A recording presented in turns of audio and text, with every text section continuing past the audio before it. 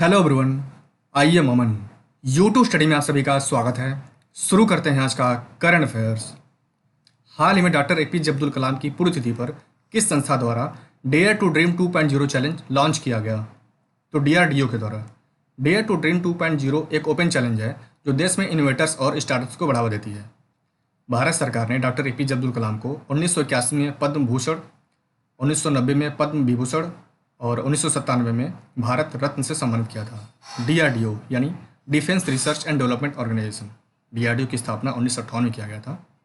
इसका हेडक्वार्टर नई दिल्ली में है और इसके हेड हैं डॉक्टर जी सतीश रेड्डी। मौसम का पूर्वानुमान करने के लिए भारत सरकार द्वारा कौन सा एप्लीकेशन लॉन्च किया गया? तो मौसम एप्लीकेशन। केंद्रीय पृथ्वी विज्ञान मंत्री डॉक्टर हर्षवर्धन ने शहर के मौसम का पूर्वानुमान और चेतावनी प्रदान करने के लिए मौसम नामक एक मोबाइल एप्लीकेशन लॉन्च किया।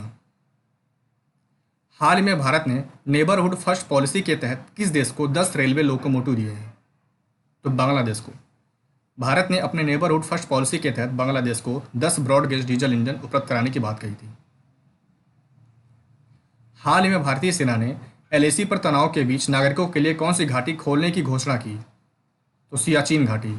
भारतीय सेना ने एलएसी स्टैंड ऑफ के बीच नागरिकों के लिए सियाचिन घाटी खोलने का फैसला किया है। वर्तमान समय में गलवान घाटी, पैगोंग झील, गोगरा और गर्म झरना भारत चीन सीमा विवाद का कारण है। विश्व हेपेटाइटिस दिवस प्रतिवर्ष किस दिन मनाया जाता है? तो 28 जुलाई को। इस वर्ष की थीम रखी गई है हेपेटाइटिस मुक्त भविष्य।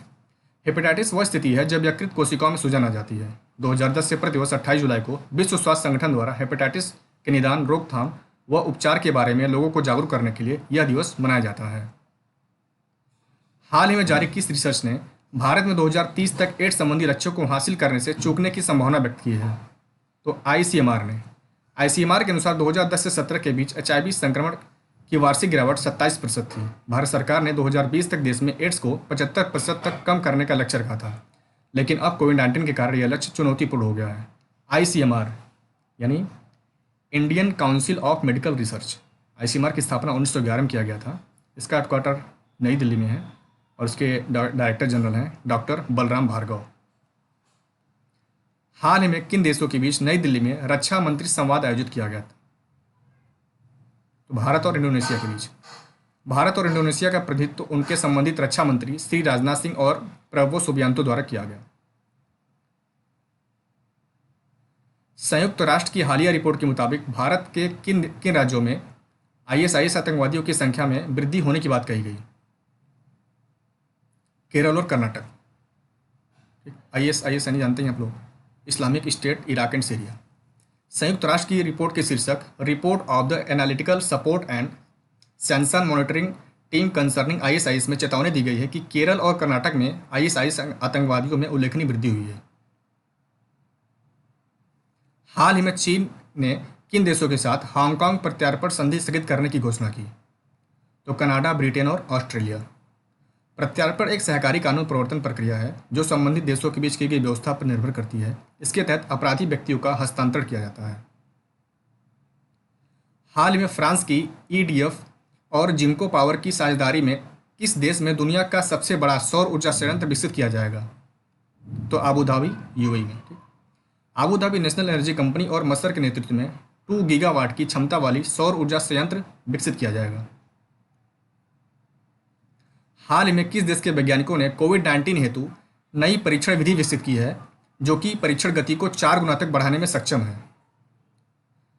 तो नानयांग टेक्नोलॉजी यूनिवर्सिटी जो कि सिंगापुर में है। यहाँ के वैज्ञानिकों ने इसे बनाया है। हाल ही में भारत सरकार ने चीन के कितने और ऐप्स पर प्रतिबंध लगा दिया? तो 47 एप्लीकेशंस पर।